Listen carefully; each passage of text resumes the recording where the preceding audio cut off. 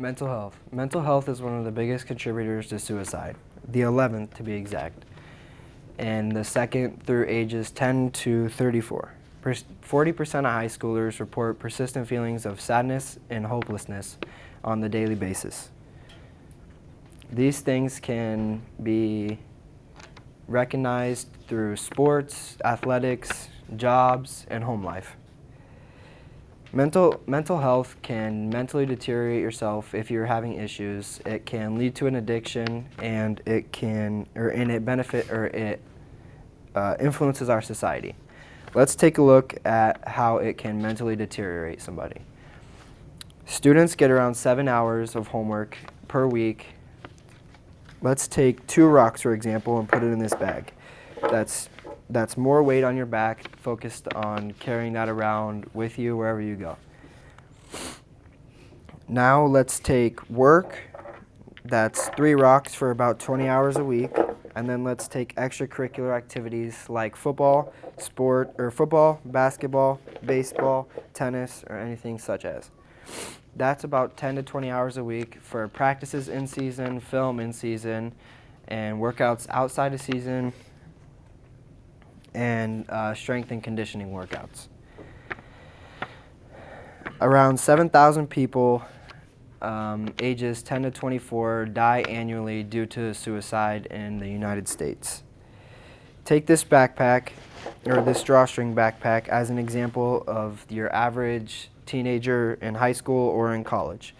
As you do some activities throughout your life, each of these rocks slowly build up until it's impossible to carry anymore. This backpack is the average weight or stressors on a teenager in high school or college. This backpack gets too heavy for people to carry regularly on the daily basis and can lead to suicide, needing medical assistance or mental assistance, anything like that. Now let's transition into how it can lead to an addiction. I personally have witnessed addiction firsthand throughout high school, adults in workplaces, jobs. As students, as their rocks pile up, they look for a way to get rid of these rocks. Pretend this is somebody who hasn't done anything necessarily to cause an addiction, but they have genes or traits from their parents that are passed down, where it makes it harder or they have problems with addiction. Like some parents have passed on traits of drinking or smoking or doing drugs in general. These kids, instead of opening up and keeping their bag open and talking to a therapist, they shut themselves down and they find a new way. They tend to rely on substances to find a new way to express themselves instead of opening up and talking to somebody.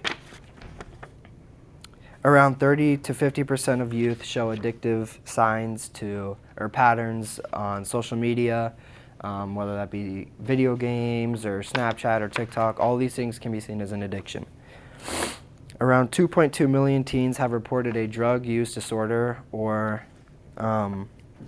abuse, and about 750,000 people abusing alcohol under the age of 25. There's no point in carrying around this heavy bag every day while worrying about new stressors that need to be added on. A therapist is always available to you. Around 3 to 4 people say that therapy actually works and that their symptoms have gotten better. Now let's talk about how it benefits or how it influences society. 75% of kids report negative emotions like anger or stress regarding school. School is one of the biggest influences on negative mental health or suicide. Let's take bumping into somebody in the hallway for an example. As a student, I've been bumped into, but you never know what's going on in somebody's head when they get bumped into. Around 60 to 80% of kids experience overthinking. Imagine getting bumped into in the hallway, and in your mind you're thinking, what did I do wrong? Why'd they bump me? Are they mad at me? Or what did I do? This is what the average student goes through daily, not just with school, not just getting bumped into, but in relationships, friendships, school, and sports. As we talked today, we added up rocks in our backpack to demonstrate how mental health and stressors can add up and can mentally deteriorate, can cause addiction, and can influence our society negatively and positively. Thank you.